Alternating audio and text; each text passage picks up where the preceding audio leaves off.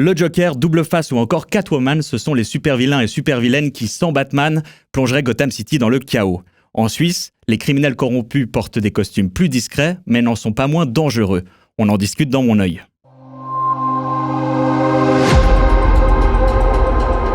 Mon œil, le podcast engagé de Public Eye.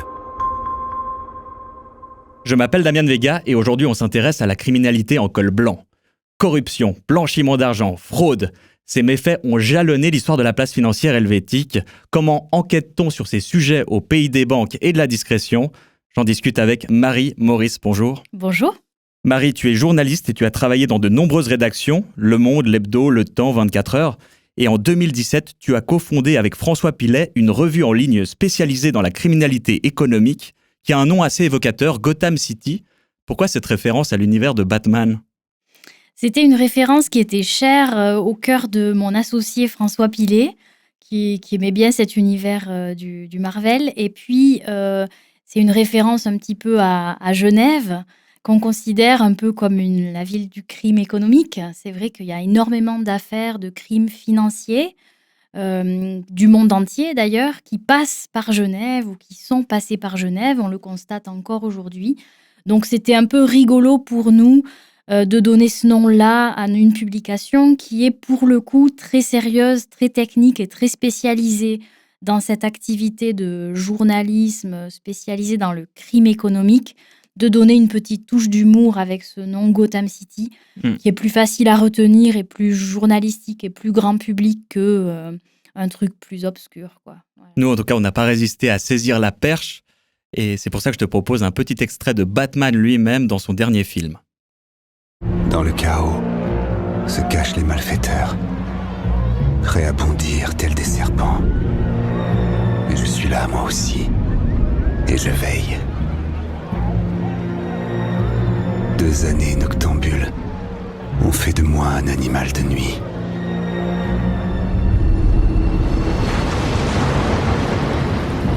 Je dois bien choisir mes cibles. Alors, je te rassure, je ne me balade pas avec un masque et une cape de super-héros Et tu travailles pas la nuit ? au quotidien. La nuit, je dors. En fait, on apprécie le clin d'œil, mais nous, je dois le dire souvent, on n'est pas des justiciers. Nous, on n'est pas des shérifs qui poursuivons les méchants. Nous, on est journalistes et donc notre travail, c'est qu'il y ait plus de transparence sur ces thématiques. C'est pas à nous de punir les méchants. Bien sûr, vous faites pas la justice, mais Non. vous faites un travail de l'ombre, fastidieux. Il y a quand même des parallèles intéressants que je vois, en tout cas. Mais ça me fait plaisir d'être valorisé comme ça. Mais un travail de l'ombre, oui, parce que en fait, notre quotidien, bon, c'est quand même un peu moins sexy que Batman, hein. On plonge dans des papiers, des documents juridiques, des documents de justice qui sont la plupart, même la totalité, en accès libre, hein. C'est pas des documents cachés qu'on nous passe sous des ponts la nuit, justement. C'est des documents qu'on va chercher, qu'on trouve, qui sont libres. C'est des arrêtés du tribunal. C'est ça, c'est des jugements, des actes d'accusation, alors, tout dépend des juridictions où on les trouve. Certaines juridictions sont très ouvertes et donnent des tas de choses. D'autres le sont moins, on pourra revenir là-dessus. Mais en gros, notre matière première, notre source, ce sont ces documents de justice. Donc, c'est moins sexy que ce que fait Batman. Mais là, je te rejoins, c'est un travail de l'ombre parce que ça nous prend énormément de temps, en fait. Et c'est ça qui vous distingue des médias traditionnels ? Oui, je dirais que les médias traditionnels, je les connais, notre équipe les connaît aussi, puisqu'on a tous plus ou moins travaillé dans ces médias-là. Les médias, quand il s'agit de crimes économiques, ils font des choses, il y a des enquêtes, il y a des choses qui sortent, mais pas souvent. C'est souvent des grosses opérations, c'est pas régulier. Et puis, parfois, ils ont des sources confidentielles, des gens qui leur donnent des informations, et ça, c'est important et nécessaire. Nous, c'est pas du tout le même boulot qu'on fait, en fait. Nous, on fait ce qu'on appelle de la veille judiciaire. Ça veut dire que notre travail, c'est d'aller voir dans le maximum de tribunaux et d'instances judiciaires pour voir qu'est-ce qui s'y passe en termes d'affaires financières et économiques. C'est vrai qu'on sait que les journalistes, ils traquent le crime, le fait divers. Ça, c'est assez suivi. S'il y a une vague de suicide ou un crime, un viol, un meurtre, il y a ces journalistes-là qui sont dans les tribunaux, qui rapportent ces affaires-là. Pour la finance et l'économie, ça n'existait pas vraiment, en tout cas pas en Suisse. Mhm. Donc c'est ça qu'on a voulu faire, en fait. Parfois, on appelle ça du fait divers économique entre nous. On se dit, ouais, on fait un peu de fait divers économique. Mhm. C'est des affaires un peu cracra, comme je dis, Oui. mais ça se passe dans le milieu de la banque et de la finance, quoi. Et dans ces affaires-là, c'est quoi le profil type du méchant? C'est le dirigeant ou l'homme politique ou quelqu'un de pouvoir, en tout cas, souvent un homme, souvent blanc, ça vous étonnera pas, qui pique dans la caisse ou qui vole de l'argent ou de toutes les manières que ce soit. Soit il vole son État, c'est-à-dire qu'il détourne des fonds dans des tas de pays. Soit il pique de l'argent direct, il est banquier, puis il pique dans la caisse, il pique à ses clients. Mhm. Ou alors c'est quelqu'un qui pique de l'argent public dans le sens où il ne paie pas les impôts qu'il devrait payer, c'est-à-dire qu'il fait de la fraude fiscale. C'est un peu ça les profils. Et c'est quand même un domaine assez spécifique. Comment tu t'es retrouvé dans la criminalité économique? Alors c'est vrai que c'était pas inné pour moi. Moi, je viens d'une famille, dont j'ai grandi en France, dans le sud, comme ça ne s'entend pas. Puis j'ai des parents qui sont pas du tout ni dans le journalisme, ni dans la banque. J'ai toujours voulu être journaliste. J'ai commencé plutôt par des sujets de société, d'abord en France et puis après en Suisse. Et puis en fait, j'ai découvert l'enquête économique ici, parce que c'est vrai qu'ici en Suisse, il faut se rendre compte qu'il y a énormément d'affaires de crimes économiques. Mhm. Qu'est-ce que c'est les affaires de crimes économiques? C'est les affaires de blanchiment. En fait, et quand il se passe quelque chose d'illégal avec beaucoup d'argent dans le monde, C'est souvent en Suisse que c'est ça se assez retrouve. fréquent que ça passe une fois par un compte en Suisse, en fait. Et donc, on tombe sur des tas d'histoires qui sont absolument fascinantes, sans parler de matières premières que Public Eye connaît très bien, etc. Il y a tout un tas de domaines qu'on couvre aussi, mais c'est vrai que j'allais dire, mais je veux pas dévaloriser ce qu'on fait, mais c'est pas très difficile de trouver ces affaires parce qu'il y en a vraiment beaucoup. Puis en déménageant en Suisse et en m'installant ici, ça fait maintenant 15 ans à peu près, que je me suis rendu compte que ça me donnait accès, ces affaires. Tu me dis si je parle trop, hein, parce Non, que non, moi, je quand te, je tu te me couperai lances, le cas échéant. d'accord. T'inquiète pas. Je me suis dit que ça me donnait accès à des univers très loin de nous. Par exemple, si je prends une affaire basique de fraude fiscale ici en Suisse, donc il y a un compte en Suisse, il y a de l'argent qui est caché, il y a de Mhm. l'argent qui est sale, mais à qui il appartient? Et puis parfois, il appartient à un homme d'État péruvien, parfois il a été détourné d'une caisse de sécurité sociale en Angola. Enfin, ça me fait voyager aussi dans des univers de pouvoir, toujours, de pouvoir et d'argent, qui sont assez croustillants et intéressants, au-delà du simple compte bancaire, en fait. Pour moi, le compte bancaire, c'est une porte d'entrée Mhm. vers une autre histoire qu'on peut raconter, et c'est ça qui me plaît, en fait. Ouais, la criminalité est mondialisée aujourd'hui. Vous faites pas que des amis, non? Vous avez fait la cible de procédures en justice, même de cyberattaques. Tu arrives à nous raconter un peu cette histoire? Alors en fait, c'est vrai qu'on a des ennemis qui sont puissants. Alors j'aime pas trop utiliser le mot ennemi parce qu'en fait, ce sont pas nos ennemis. Nous, on essaie d'améliorer la transparence sur ces sujets-là, Mhm. parce qu'on a constaté qu'il y avait beaucoup plus de sujets sur des affaires de faits divers classiques que sur des affaires de faits divers économiques. Donc on voudrait que les puissants, en fait, qui font des choses qui sont illégales, soient condamnés à la bonne hauteur, soient suffisamment condamnés, et soit aussi, quand c'est d'intérêt public, qu'on explique ce qui s'est passé et ce que ces personnes ont fait. C'est pas souvent le cas. Alors évidemment que ces gens-là, ils sont un petit peu fâchés quand ils voient leur nom apparaître sur notre site internet, dans notre newsletter. Et quand il s'agit de personnes assez connues, c'est souvent repris dans les médias, parfois même à l'international. Donc ça ne leur plaît pas. Et Alors, vous êtes un petit média quand même. on Comment est vous un faites tout pour petit média. résister aux attaques? Alors, c'est vrai que au début, on a été un peu naïfs, on pensait que ça irait. Et puis, au bout de 4-5 ans, on s'est rendu compte qu'on avait de plus en plus de procédures en justice. C'est arrivé un peu le même été, où on s'est pris des tas de procédures en justice, avec des frais d'avocat qu'on ne pouvait pas assumer. Et puis, en même temps, il y a eu ces cyberattaques. Alors, on ne sait toujours pas, on a porté plainte, on n'a pas de nouvelles, hein, on ne sait toujours pas qui a fait ça, pourquoi. Mais ils ont complètement attaqué nos serveurs. Shut down le site. Voilà, le site était complètement à plat, sachant qu'on l'a fait nous-mêmes, le site, enfin, avec l'aide d'un ami. Mais Voilà, on est vraiment une toute petite équipe indépendante. On n'a absolument levé aucun fonds. Donc, c'est vraiment l'argent des abonnements qui nous fait vivre. Et là, on a contre-attaqué en expliquant au grand public ce qui nous arrivait. Depuis le début, on était assez discret. Et puis là, on s'est dit, il faut en parler.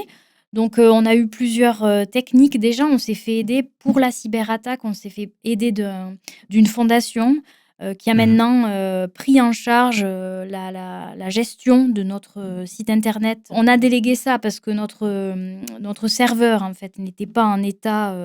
notre serveur ici en Suisse ne suffisait pas à gérer ces attaques.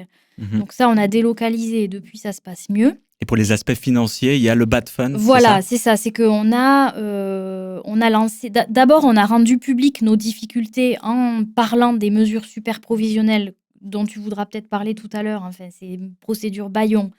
Ça, on peut en parler maintenant. On a rendu ça public en expliquant qu'en fait, ces gens-là, ils essayaient de censurer nos articles avec une mesure tout à fait légale en Suisse. Ce sont les mesures super provisionnelles. Et puis nous, ça nous mettait en difficulté parce que ça coûte extrêmement cher en justice de lutter contre ça. Et donc, c'est un peu une manière d'étouffer nos moyens et puis de nous mettre la pression avec ça. Donc, on a lancé le Bad Fund, qui est une association de droit suisse gérée par d'autres personnes que nous. Ce sont deux journalistes et puis une personne active dans l'humanitaire qui récoltent des fonds qui servent uniquement à payer notre avocat, en fait, et nos frais de justice. Et ça nous a bien sauvés. Je dirais que depuis qu'on a dit que c'était un peu un combat de David contre Goliath, cette histoire de procédure Bayon et de procédure en justice, on nous attaque un peu moins quand même, parce que les personnes ont vu qu'on arrivait à se défendre et qu'on pouvait réagir aussi sur la place publique. Et ça médiatise aussi ces attaques en justice. Et Publicaille a aussi pris le relais, etc. Et ça, on en est content, évidemment. On n'est pas du tout les seuls à souffrir de ce problème.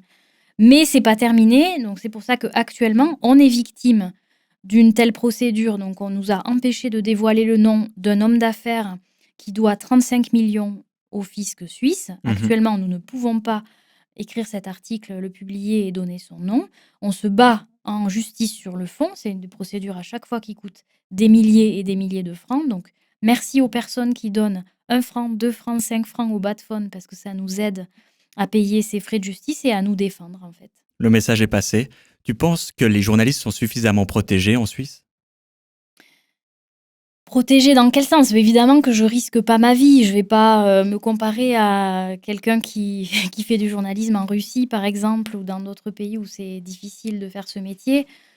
Bien sûr qu'il y a la liberté d'expression en Suisse. On est une belle démocratie, donc je dirais jamais que pour nous c'est une catastrophe. On arrive à travailler, on vit de notre publication. On est un média florissant aujourd'hui. On est 4 employés. On emploie aussi des pigistes, on est reconnu et respecté, y compris par nos abonnés qui nous lisent, qui sont parfois les personnes qui nous attaquent. Donc, intéressant comme modèle d'affaires. C'est un beau paradoxe, mais je dirais oui, mais il reste un énorme tabou autour de la finance en Suisse et autour du crime économique. Et ce tabou-là, on essaie gentiment de le faire tomber. Et ces procédures Bayon, par contre, qui se sont renforcées au Parlement récemment, sont un véritable problème parce que il faut dire que chaque semaine, on écrit 3 articles exclusifs. Et puis, pendant le bouclage, en fait, tous les mercredis soirs, avant que ça paraisse le jeudi matin, on doit évidemment appeler les avocats de la personne concernée pour informer qu'il va y avoir une publication, demander leurs commentaires, etc. Parfois, on le fait bien avant, hein. On ne le fait pas toujours au dernier moment, ça dépend du contexte, de comment on arrive à les joindre. Et puis là, il y a un peu la peur quand même chaque semaine de se dire, est-ce qu'ils vont nous en mettre une sur le dos ? Est-ce qu'il faut s'attendre à un courrier recommandé demain à la première heure, comme ça nous est déjà arrivé ? Donc, on travaille un peu avec la peur, mais c'est pas une peur qui est bloquante. On fait avec, mais effectivement, il faut pas baisser la garde, en fait. Dans un autre registre, vous avez également créé un podcast qui s'appelle Dangereux Millions, en partenariat avec Europe 1 et Suisse Info. Je te propose d'écouter la bande-annonce. Bienvenue dans un monde de luxe et de discrétion. Dans un pays où rien ne dépasse. Ce sont les banques suisses. Sérieux, rigueur et ennui. Vraiment ? C'est un blanchiment absolument magnifique sur le plan juridique. Encore une fois, il faut prouver que c'est de l'argent qu'on a voulu blanchir. C'est très compliqué de blanchir, comment vous l'expliquez? Qu'est-ce que font les Suisses? Ils minimisent l'affaire. Tout ça s'achète avec de l'argent sale.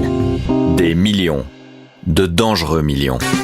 Il y aurait en fait 150 milliards d'argent russe en Suisse. Je pense que ça a arrangé tout le monde d'avoir 1 800 000 $ qui arrivaient sur des comptes en Suisse. L'argent ouvre toutes les portes.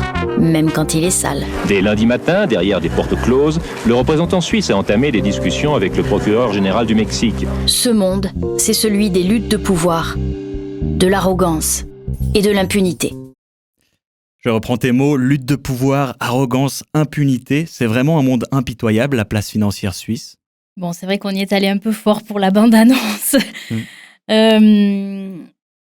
Alors, je peux te répondre en te donnant l'exemple des cas qu'on a cités dans ce podcast. Il y a 6 histoires de crimes financiers en lien avec la Suisse qui se sont déroulées depuis l'après-guerre jusqu'à aujourd'hui, en gros, de Meyer Lansky, le mafieux, jusqu'à 1MDB, donc l'histoire de la Malaisie, du fonds malaisien.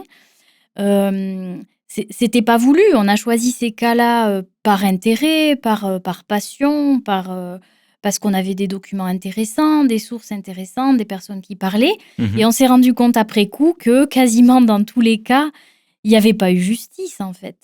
Il n'y a pas de justice, ou il y a rarement de la justice. Ou quand il y en a très peu. Ou très tard. Ou très très tard. En Suisse, les procédures sont très longues et la peine pour ce type de crime est très basse. Alors après, on peut en discuter. Eh bien, est-ce qu'il faut nécessairement faire des peines énormes, égales à des peines pour des crimes de sang, pour des crimes financiers? Peut-être pas, mais il y a quand même un juste milieu. Donc quand je dis impitoyable, etc., la vérité, c'est que ces criminels s'en sortent toujours parce qu'ils ont les bonnes connexions, ils ont du pouvoir et ils ont de l'argent. Alors, toujours, j'exagère un petit peu, il y a des fois où ça marche. On voit qu'au tribunal pénal fédéral à Bellinzone, il y a des procès, mais enfin, vraiment, les peines sont des peines avec sursis qui sont ridicules. Les amendes également sont ridicules. Donc, c'est dans ce sens-là que je parlais d'un milieu impitoyable. C'est qu'il y a encore beaucoup d'impunité, oui. Et c'est difficile de raconter la criminalité économique, de faire parler les gens autour de ces sujets? En Suisse, c'est très difficile, mais je pense qu'en Suisse, c'est très difficile de faire parler les gens tout court. De manière générale, peu importe le sujet. Voilà, donc quel que soit le sujet, s'il est un peu sensible, on a de la peine à avoir des gens qui s'expriment librement. On pensait vraiment que sur des vieilles affaires historiques, on aurait des avocats, par exemple, retraités qui se remémoreraient avec plaisir ces affaires-là. La plupart ont dit non. Des anciens procureurs qui n'ont pas souhaité intervenir. C'est pour ça que je dis merci notamment à Carla Del Ponte, je dis merci à M. Bertossa, qui, eux, ont toujours une parole assez libre. Et donc ça nous a été très utile. On va évidemment mettre le lien du podcast dans la description. Il y aura une suite? Pas pour le moment, c'était un énorme boulot, donc je pense qu'on ne serait pas contre renouveler l'exercice, mais on va d'abord laisser vivre un peu cette première saison sur les plateformes. Elle va passer maintenant sur Slate en France, donc elle va avoir sa petite vie. Les podcasts, ça prend du temps avant de... Mais les premiers retours sont assez bons, donc on est content. Peut-être une deuxième saison, je n'en sais rien. On aimerait bien, mais c'est pas à l'ordre du jour, du tout. Pour conclure peut-être, je le disais en intro, tu es une journaliste chevronnée, tu as travaillé dans plein de rédactions et publié 2 livres, un sur le sentiment anti-français en Suisse et l'industrie du porno. Beaucoup de sujets tabous. Est-ce que c'est les meilleurs sujets, les sujets tabous? En fait, moi, je crois que mon rôle de journaliste, c'est ça, c'est de parler des choses dont on ne parle pas, c'est de creuser des problèmes qu'on ne voit pas, parce que les plus gros scandales, c'est ça, c'est ce qui se passe tous les jours autour de nous et qu'on ne prend pas le temps de regarder. Je considère que c'est mon métier, en fait. Ça peut être dans différents domaines, mais moi, j'aime bien justement lever le voile et puis regarder ce qu'il y a dessous. C'est une curiosité mal placée pour certains. Pour d'autres, c'est de l'intérêt public, en fait. Et il y a plein de gens qui ne le font pas. Par exemple, la finance et l'économie, c'est vraiment un domaine où la plupart des gens vous diront moi, j'y connais rien, j'y comprends rien.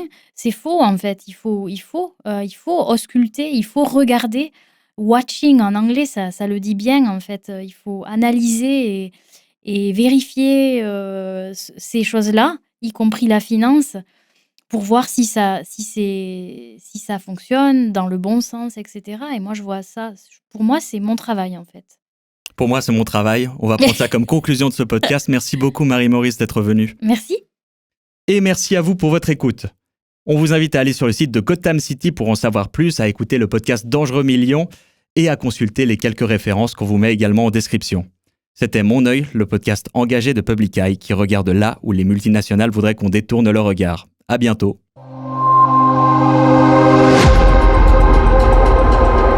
Mon œil, le podcast engagé de Public Eye.